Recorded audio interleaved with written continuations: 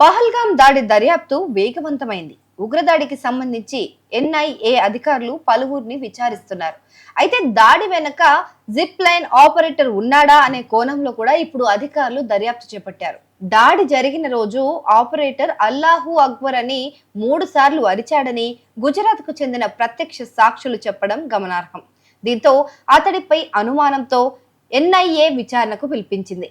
దాడి జరిగే సమయంలో అసలు ఆ రోజు ఏం జరిగిందనే విషయాన్ని అక్కడే ఉన్న ప్రత్యక్ష సాక్షి రిషి భట్ అనే పర్యాటకుడు మీడియాకు తెలియజేశాడు. मैं, मेरी फैमिली और मेरा लड़का, हम 3 लोग ही गए थे। हम इंडिविजुअल गए थे, हम कोई टूर पैकेज में नहीं गए थे। कौन सी तारीख को गए थे? फिर कब ये दुर्घटना कब आपका? मैं 16 तारीख को अहमदाबाद से निकला था और मैं 22 तारीख को पहलगाम में था, तब ये घटना हुई थी। किस प्रकार की घटना हुई? जैसे मैं बताऊं तो मैं 12 बजे के आसपास पहलगाम पहुंचा था। फिर हम घोड़े पे बैठ के ऊपर गए, थोड़ा हमने एंजॉय किया, फोटोग्राफ्स लिए, वीडियोग्राफी ली।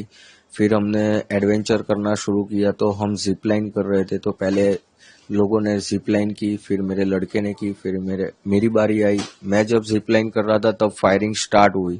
अराउंड 4 से 5 बार गोलियां चल गई। तब 20 सेकंड तक तो मुझे मालूम नहीं था, मैं मेरी मस्ती में जिप लाइन के अंदर था।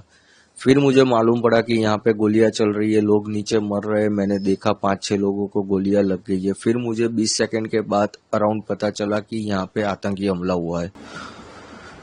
जब आपका एक वीडियो वायरल हुआ है तो एक बंदा है अल्लाह अकबर, क्या बोला था? वो अल्लाहू अकबर ऐसे 3 बार बोला और फिर फायरिंग स्टार्ट हुई। फिर क्या हुआ? पूरा घटना फिर फायरिंग स्टार्ट हुई। हम नीचे गए तब मैंने ऑलरेडी देखा कि हमारे पहले जो 2 फैमिली गई थी उसके अंदर जो जैन्स लोग थे उन लोगों को रिलीजियन पूछ के ऑलरेडी गोली मेरे वाइफ और मेरे लड़के के सामने मार दी थी कि आपका रिलीजियन क्या है, हिंदू है। उन्होंने बताया, तुरंत उन लोगों ने गोली मार दी थी। मेरी वाइफ और लड़का नीचे चिल्ला रहे थे। मैं थोड़ा नजदीक पहुंचा, मैं बेल्ट खोल के कूद के मेरी वाइफ और मेरे लड़के को लेके वहां से तुरंत भागने लगा। फिर वहां देखा हमने एक स्पॉट पे लोग छुप रहे हैं और वहां पे खड्डे जैसा है, जल्दी दिखते नहीं है। तो वहां पे 2-3 लोग ऑलरेडी छुपे हुए थे, तो हम भी वहां जाके छुप गए। थोड़ा फायरिंग कम हुआ। 8-10 मिनट के बाद फिर हम फिर से दौड़ना शुरू किए मेन गेट की साइड, और काफी सारे लोग दौड़ रहे थे। सब लोग दौड़ रहे थे, उसमें भी जब दौड़ रहे तब फिर से फायरिंग हुई और वहां पे भी 4-5 लोगों को गोलियां लगी। टोटल करीबन हमारे सामने 15-16 टूरिस्ट को गोलियां लग गई थी उस टाइम पे। और हम मेन गेट पे पहुंचे तो हमने देखा लोकल पब्लिक जो है वो पहले ही निकल गई थी। तो फिर घोड़े वाले एक हमारे भाई रहे थे, वो हमको लेके गए और सामने हमको इंडियन आर्मी भी मिल गई थी। तो इंडियन आर्मी ने भी हम सब टूरिस्ट को कवर कर लिया था। किस प्रकार का काम था इंडियन आर्मी? क्योंकि लोगों का आरोप है कि इंडियन आर्मी नहीं, इंडियन आर्मी इसमें आपको बताऊं तो अराउंड 20 to 25 मिनट्स के अंदर उन लोगों ने पूरा पहलगाम कवर कर लिया था। और हम लोग जहाँ पे जा रहे थे वहां पे जेंट्स और लेडीज दोनों में आर्मी के अंदर करीबन 150 लोग थे वो लोग, और उन लोगों ने पूरा टूरिस्ट को कवर कर लिया था अराउंड 80 to 20 मिनट्स के अंदर। क्योंकि कंटिन्यू मेरी गुजरात मेरे भाई से बात हो रही थी। फर्स्ट कॉल मैंने उसको किया और दूसरा कॉल किया कि आर्मी आ गई है और हम लोगों को कवर कर लिया है। वो दोनों के बीच का डिस्टेंस 18 मिनट का था मेरे दोनों भाई के कन्वर्सेशन में। कैसा लगा जब इंडियन आर्मी में पहले तो आतंकी हमला हुआ, उसके बाद इंडियन आर्मी ने पूरा कवरेज किया, तो किस प्रकार का महसूस किया था आपके खासकर? पहले तो हम पूरा डरे हुए थे, बट जब आर्मीज आई और उन्होंने हमको कवर कर लिया फिर हम थोड़ा सेफ फील करने लगे। क्योंकि वो लोगों ने, हम जितने डरे हुए थे उससे बहुत अच्छी तरह उन लोगों ने हमको संभाला कि हम आपको कुछ नहीं करेंगे। क्योंकि जो आर्मी में बंदा था अंदर गोलियां मार रहा था, तो काफी सारी औरतें हैं ना, उन लोगों को देख के भी डर गई कि ये आर्मी वाले नहीं है। तो पहले तो उन लोगों ने पब्लिक को कन्विंस किया कि हम आर्मी है, आपको कुछ नहीं होने देंगे। फिर वो लोग धीरे धीरे कवर करके हम लोगों को नीचे लेके गए और बाकी की बटालियन वो लोग मेन स्पॉट पे जाने लगे। जब आप ऊपर थे मतलब, तो आप एक तरह से कह रहे हैं कि मौत को सामने देखी, कैसा अनुभव था, किस प्रकार का, किसको?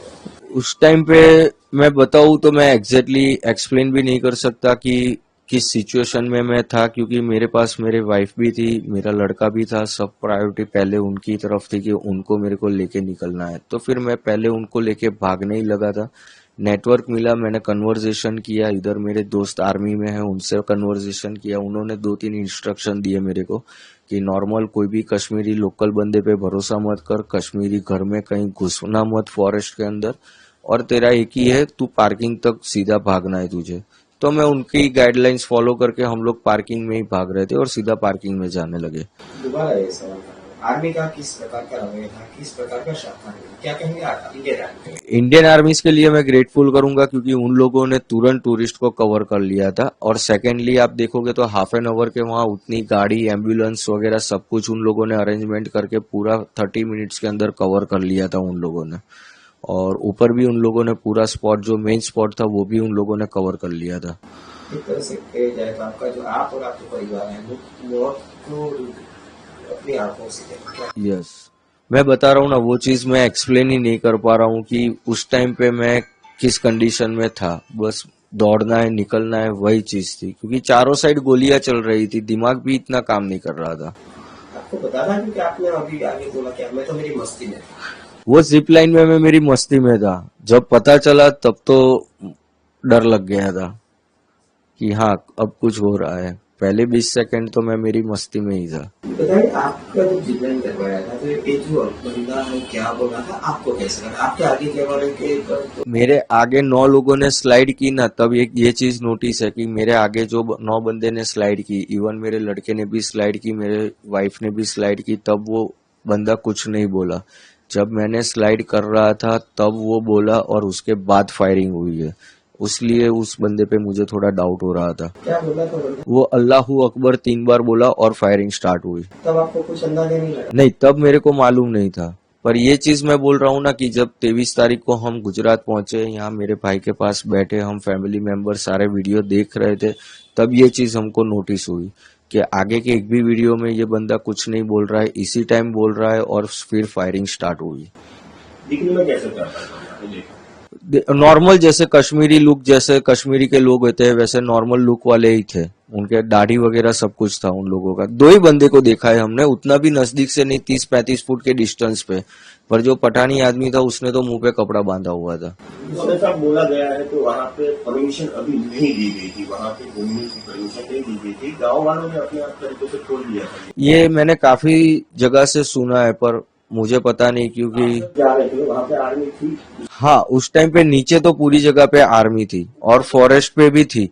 जो मेन लोकेशन था वहां पे आर्मी अफसर नहीं थे, वहां पे जम्मू कश्मीर की पुलिस भी थी और सिक्योरिटी गार्ड भी मेन गेट पे 3 लोग थे। आपने कितने आतंकियों को देखा और उनका जो पहन हुआ ड्रेस है किस प्रकार का? एक आदमी था, हमने 2 लोग जो ग्राउंड में थे उन लोगों को देखा है। एक जो था वो पठानी कपड़े में था, जो मेरी वाइफ ने आइडेंटिफाई किया हुआ है कि उसने पठानी कपड़े पहने थे। और दूसरा जो ग्राउंड में था, रिलीजन पूछ के मार रहा था, वो आर्मी जैसे ड्रेस के अंदर, ग्रीन कलर के आर्मी ड्रेस में था वो। आप जाओगे नेक्स्ट टाइम? देखो, कश्मीर स्वर्ग है, जाना तो चाहिए पर नर्क भी है। कब चले जाओगे वो भी मालूम नहीं पड़ेगा। అయితే అల్లాహు అక్బర్ అనేది కామన్ గా చాలా మంది ముస్లింల నోటి నుంచి వస్తుందని, దాని కారణంగా అనుమానించడం సరైన పద్ధతి కాదని కశ్మీర్ కు చెందిన కొంతమంది రాజకీయ నాయకులు అంటున్నారు. పైగా అంత పెద్ద దాడి జరిగినప్పుడు దేవుణ్ణి తలుచుకోవడం తప్పేం కాదు కదా అని కూడా అంటున్నారు.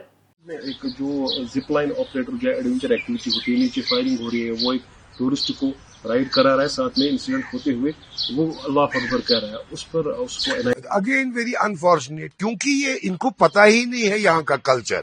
यहाँ पर जब भी कोई मुसीबत आ जाती है, भूचाल आ जाए, तो अल्लाह अकबर तो कश्मीरी की जबान से निकलता है। कोई इंसिडेंट हो जाए तो अल्लाह का नाम निकलता है। लेकिन अपने फेलियर को कवर करने के लिए ये सब कुछ इस वक्त हो रहा है। I am very sorry to say police को, सिक्योरिटी एजेंसीज को अपना ये सारा सिस्टम जो है ये चेंज करना पड़ेगा। They will have to be very precise और मजीद कोलैटरल डैमेज न हो, they will have to act in that manner. अब absolutely, because that is what I am saying, इनको यहाँ का कल्चर ही मालूम नहीं है। It has nothing got to do with militancy, it is a culture here. A common Kashmiri would always cry out loud बिस्मिल्लाह और अल्लाहू अकबर इफ समथिंग हैपन। ये हम लोगों को पता है, इनको नहीं पता है। They are misinformed about every. जो एक एडवेंचर एक्टिविटी है, जिप लाइन का जो ऑपरेटर है, जब इंसिडेंट हुआ था वो ना टूरिस्ट अवेयर था, ना वो जिप लाइन ऑपरेटर अवेयर था। जब फायरिंग इंसिडेंट हुआ था, आवाजें सुनने के बाद जो वो अल्लाह अकबर कह रहा है, उस पर एनआईए ने उसको कॉल किया है। देखिए, मैं फिर से वही बात दोहराऊंगा, एक कलेक्टिव जस्टिस की बात होती है और कलेक्टिव पनिशमेंट की बात हो रही है। कश्मीर में पिछले कई दिनों से हम देख रहे हैं कि उन एरियाज को, उन घरों को टारगेट किया जा रहा है जिन्होंने अपने जिनके बच्चे मिलिटेंट या टेररिस्ट होते, उन्होंने तकरीबन 10-10, 20-20 साल उस घर के साथ कोई वाबस्तगी नहीं है, और उसकी फैमिली ने, मैं कलारूस की बात करूंगा जो मैंने देखा है, 15 साल से पहले वो लड़का उनका भाग गया है वहां से, और उनकी फैमिली ने वो पब्लिकली कंडेम किया है और उसको डिसोसिएट किया था अपने इससे, बावजूद उसके उनकी फैमिली के हाउस को भी ब्लास्ट में उड़ा दिया गया। और जो आपकी बात, जो आप बात कर रहे हैं जिप लाइन ऑपरेटर की, मैंने वो वीडियो देखा। देखिए, ये नेचुरल है, जब भी कोई कैटास्ट्रॉफ होता है सामने तो इंसान किसको याद करेगा? इंसान ऊपर वाले को याद करेगा, क्यों? चूंकि वो मुसलमान है, वो अल्लाह को याद करेगा। अगर हिंदू होता वो भगवान को याद करता, अगर सरदार सिख होता वो वाहेगुरु को याद करता। तो ये तो एक नेचुरल प्रोसेस है। तो मुझे नहीं लगता, मैं फिर से वही बोलूंगा कि गवर्नमेंट और जो इस टाइम पे एजेंसीज इन्वेस्टिगेट कर रही है, हम इन्वेस्टिगेशन में रुकना डालना नहीं चाहते, बट हम इन्वेस्टिगेटिव एजेंसी से गुजारिश करना चाहते हैं कि वो इनोसेंट्स को टारगेट न करें।